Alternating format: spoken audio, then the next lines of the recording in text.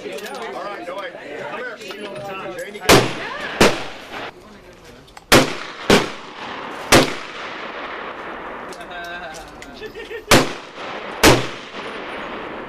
I know, but I don't want it in my face.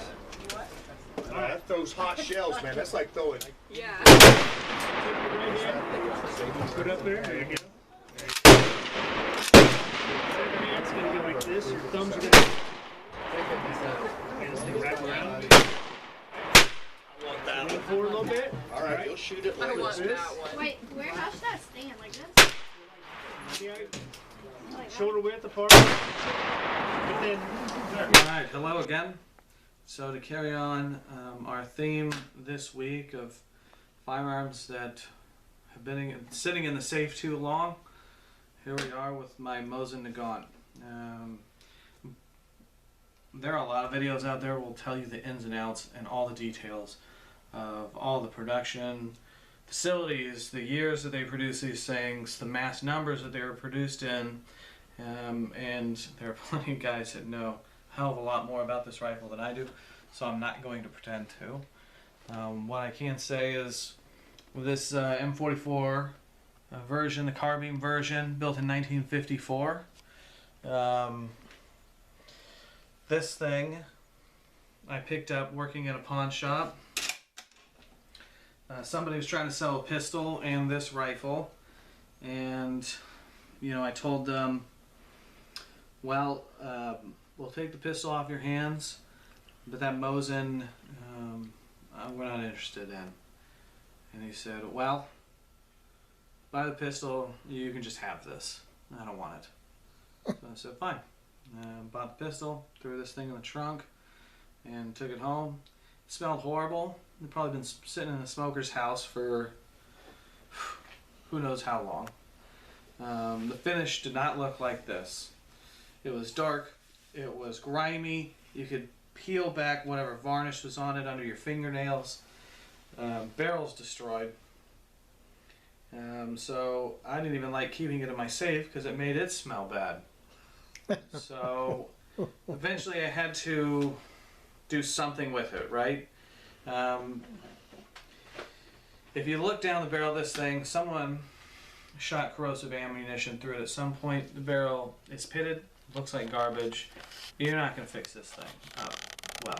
You know, it's not going to be a tack driver. So I used it as kind of an experimental platform, something that I used to test out refinishing techniques, to learn a little bit of minor gunsmithing on, and that's what this rifle has been for me.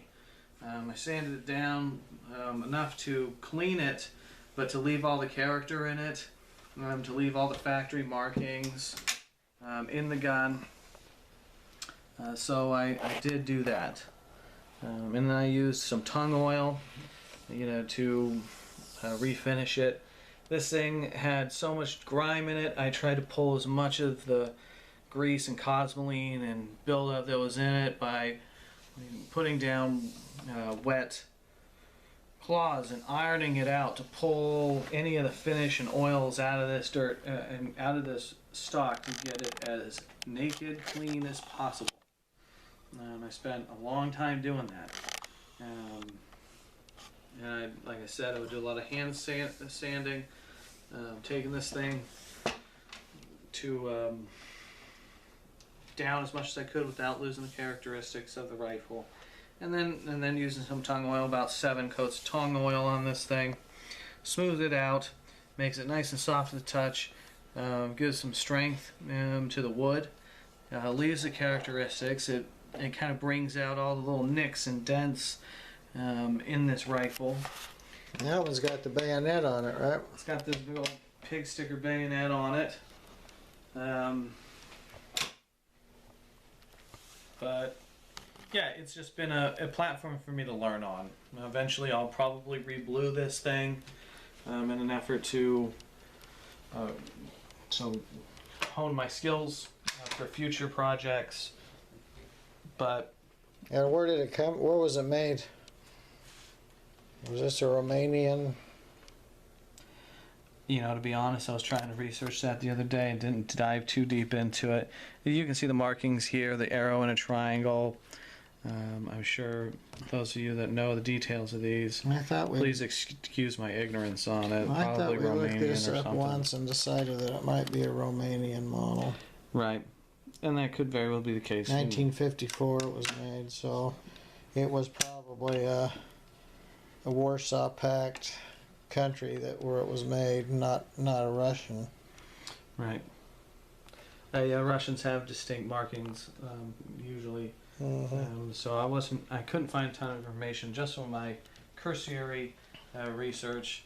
Like I said, I don't know much about these guns, and I'm not going to proclaim that. You know, I did a ton of research on it, but I was just going to pull it out, take a look. Everybody seems to. A lot of people have one of these just sitting in the collection somewhere in the back of the safe, and this one's mine. Although we did take it to the range today, and a lot of people said, "Oh, what's that?" Yeah, you don't see them as much out at the range, and people that are just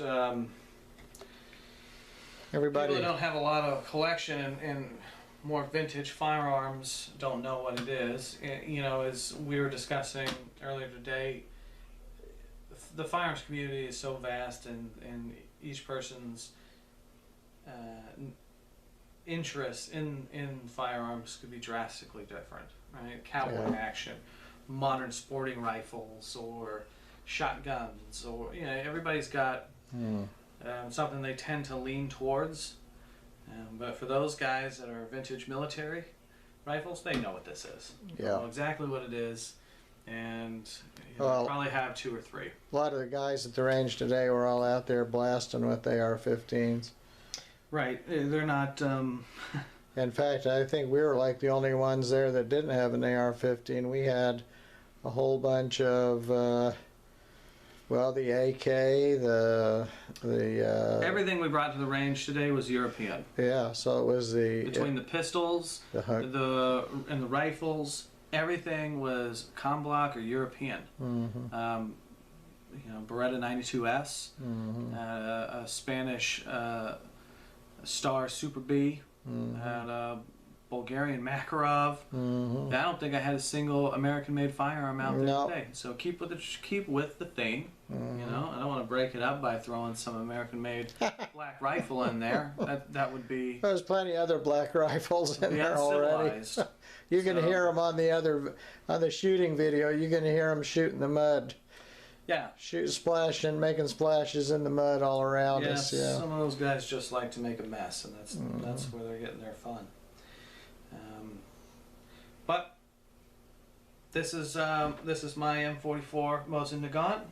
You know, like I said, when I got this thing, the guy just gave it to me because they were worth nothing, $70. I would have bought this at the pawn shop for $50 if it was in good shape and we wanted it, which we didn't. They were a dime a dozen then. Now these things are $200, $250. Oh, these M44s are probably more than that. They're creeping up. They're getting up there. Just short, like the SKSs. You know, you get these Yugoslavian SKSs. They're $475. Yeah. $500 now. It's ridiculous, in my opinion. It takes the joy out of the Milser rifle collection, because those guns have always been an affordable firearm. It's not a firearm that you use as a competition target rifle. It's not something that you're going to necessarily use to impress people, but it is something you can take to the range and get some accurate, fun shooting with. You can appreciate the history of it. Rifles like this have been used for deer rifles, I'm sure, all throughout the United States. It's the joy of understanding the history and appreciating the men who carried these in battle, and realizing that appreciating the modern technology that is available to our soldiers today, because I would not want to be carrying this into battle. I would not want to be shot with this, I can tell you that much. Oh, it knocks the heck out of your shoulder. Every shot I took with that today was jolting me back. Yeah. So I can only imagine what a slight built Russian Red Army soldier in the late 30s, early 40s, training with this thing, getting ready to go into battle with this thing, and you're talking about people that weren't exactly the most well-nourished individuals carrying this battle rifle into battle, and it probably was not. You take a beating on your shoulder. Nice old metal butt plate here. Certainly no rubber to absorb any of that impact. But yep, this is my M44 Mosin Nagant. It's a fun little shooter. It's frustrating because it's not very accurate because of the condition of the barrel on this one.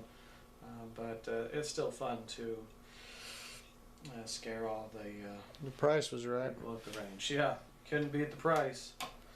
So with that, appreciate you.